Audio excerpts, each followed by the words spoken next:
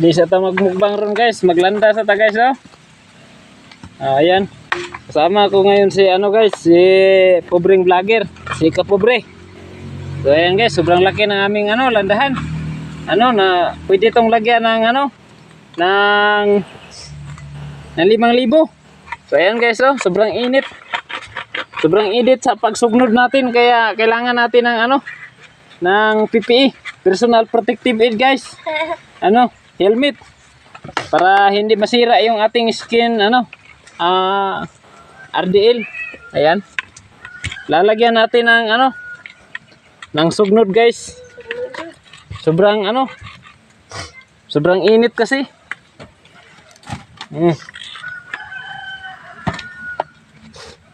Ganito lang maglagay ng sugnod guys. Dahan-dahanin lang natin para hindi lumipad yung ano, yung kalayo. Apoy. Nahirapan kasi si Mr. G guys mag Tagalog. Kaya Bisaya lang muna.